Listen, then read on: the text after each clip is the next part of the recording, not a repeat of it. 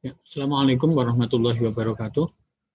Baik, anak-anak sekalian, pada kesempatan kali ini kita akan mempelajari tentang proses pembentukan bayangan pada cermin cekung. Nah, sebelum kita belajar pembentukan bayangan pada cermin cekung, ada baiknya saya sampaikan bahwa cermin cekung merupakan cermin yang positif. Artinya dia bersifat mengumpulkan sinar yang datang ke cermin. Nah, ada bagian-bagian cermin cekung. Ini saya gambarnya. Ini katakanlah cermin cekung. Nah, membedakannya sisi yang gelap mana, sisi yang memantulkan cahaya yang mana, maka ini diarsir. Nah, ketika yang bagian ini diarsir, maka bagian yang ini, yang sebelah kanan ini adalah bagian bagian yang tempat benda, jadi memantulkan cahayanya nanti di sini. Nah, ini bagian belakang. Ya, jadi yang yang ini yang mana? Yang kanan ini bagian depan, kemudian yang ini bagian belakang. Boleh digambar seperti ini atau bisa juga gambarnya kita balik ya, jadi seperti ini. Kita gambar terbalik. Jadi di sebelah kanan. Nah, ini juga boleh.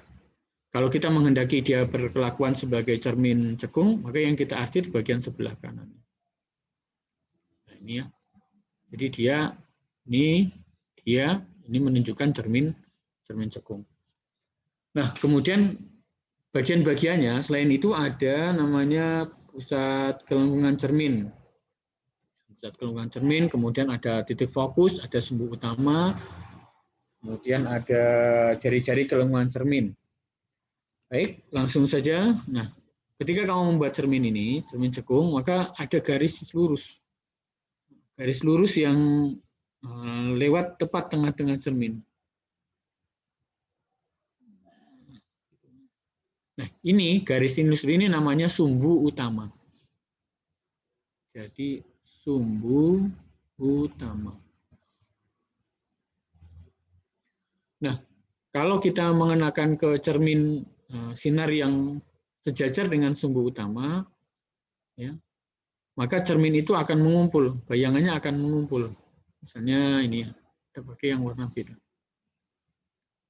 Misalnya ini ada sinar yang sejajar sumbu utama ke sana, dia akan mengumpul. Kalau dari sini ke sana, ya datang, dia akan juga masuk titik sini. Nah, jadi dia mengumpulkan sinar. Kalau ada yang dibawa ke sana, nah dia juga akan melalui tengah. Nah, gitu. Nah, titik di mana berkas sinar ini mengumpul, ini namanya titik fokus. Di titik ini kita sebut sebagai titik fokus. Jadi katakanlah dia di sini, ini titik fokus. Nah, dari O ke F namanya jarak fokus. Nah, dari sini ada 2 kali OF. Nah, yang di sini katakanlah 2 kalinya. Kalau ini 5 cm, ya berarti ini 10 cm. Di sini, ini pusat gelenggungan cermin. Lambangnya M. Ya. Atau dalam beberapa buku, ini disebut sebagai jari-jari gelenggungan cermin. Ya, ada perbedaan sedikit. Tapi untuk SMP cukuplah ini. Di bagian-bagiannya, ini cermin cekung, beda bagian muka dengan belakang itu diarsir. Yang diarsir ini bagian belakang. Kemudian tepat di depan ini jarak ini namanya jarak fokus. Nah, 2 kalinya ini jari-jari gelenggungan cermin. Nah, lalu pembentukan bayangannya bagaimana? Nah, anak sekalian, pembentukan bayangan pada cermin cekung itu bergantung pada tempat di mana benda berada. Tempat benda itu berada. Katakanlah benda berada di sini. Baik, sebelumnya yang ini sampai ini ruang 1 ya. O sampai F itu ruang 1, F sampai M ruang 2, lebih besar dari M ruang 3. Katakanlah benda berada di ruang 3. Di ruang 3 di sini. Di ruang 3. Bagaimana sifat bayangannya? Nah, kita pakai sifat-sifat Sinar istimewa pada cermin cekung. Yang pertama ya, sinar yang datang sejajar sumbu utama, ya tadi, sinar yang datang sejajar sumbu utama, ini sifat pertama, dia akan dipantulkan menuju titik fokus. Ini sketsa ya, ini sifat pertama. Kemudian sifat yang kedua, sinar yang menuju fokus akan dipantulkan sejajar sumbu utama ke kanan. Nah, ini sifat yang kedua. Biar baik, saya pakai yang beda warna ya. Pakai hijau. Sinar yang datang menuju fokus ya, akan dipantulkan sejajar. Nah, kamu nanti kalau buat yang baik ya. Ini sketsa. Ini yang kedua. Nah, lalu bayangannya terbentuk di mana? Nah, bayangannya terbentuk di perpotongan sinar ini. Nah, di sini. Nah, ini bayangannya. Saya pakai merah. Ini sudah kuning ya. Kuning yang belum. Kita tarik garis.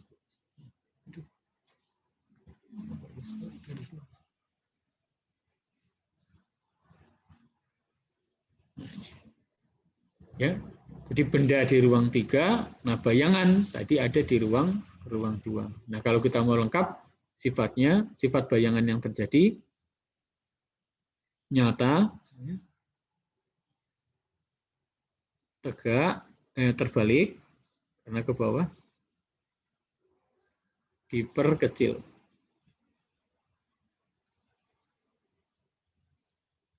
Lebih kecil daripada bendanya. Nanti kamu kalau menggambar yang baik nanti akan lebih nampak. Ya, sifat bayangan. Apabila benda di ruang 3. Jadi kalau mau ditambahkan di sini berarti bayangan ada di ruang 2.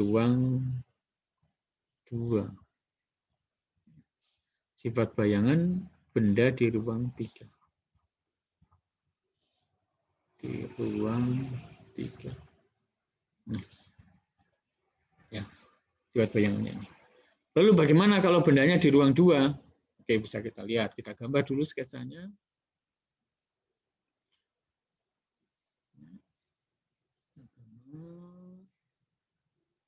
Ini diarsir, jangan lupa. Kemudian buat sumbu utama. Sumbu utama. Tentukan titik fokus. Jarak ini ke sini harus sama dengan jarak ini ke sini. Katakanlah ini kurang lebih ya. Kemudian kamu berikan benda. Benda ada di ruang 2.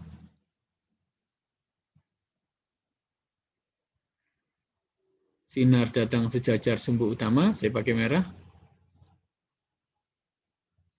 Akan dipantulkan menuju fokus. Sifat.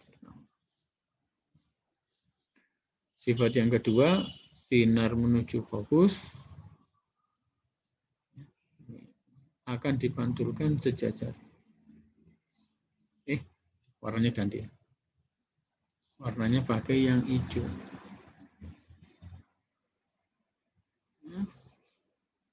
Mohon maaf ya, ini kurang pas. Akan dipantulkan sejajar. Dari sini ke kanan. Seret.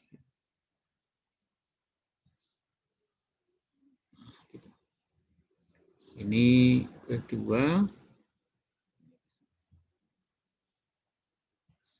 Garis, tarik garis ke atas. Kita panjangkan. Nah, kelihatan toh sifatnya kuning ya, yang lebih tebal.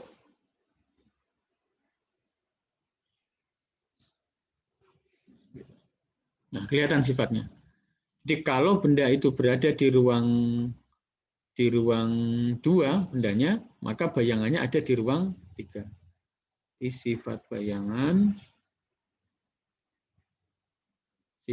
bayangan kalau benda di ruang dua, yaitu nyata, kemudian terbalik, diperbesar. Kamu lihat itu lebih tinggi ya. Kemudian bayangan di ruang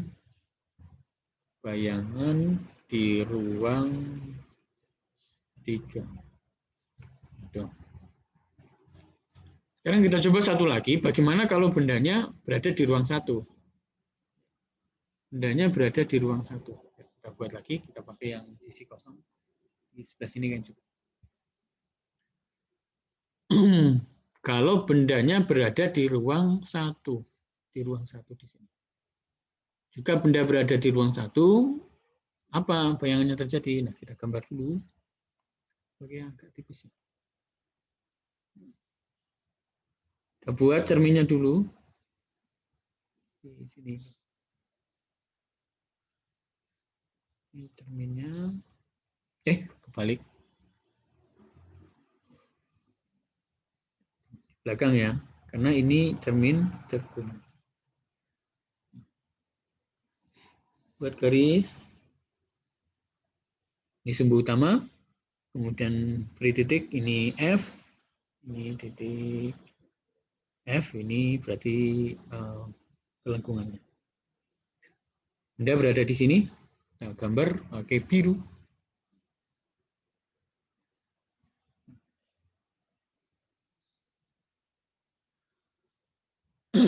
Yang pertama, sifat bayangan yang pertama, sifat sinar istimewa yang pertama, sinar yang datang sejajar sumbu utama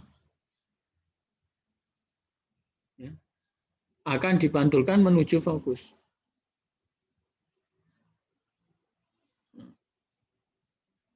Ini sifat yang pertama.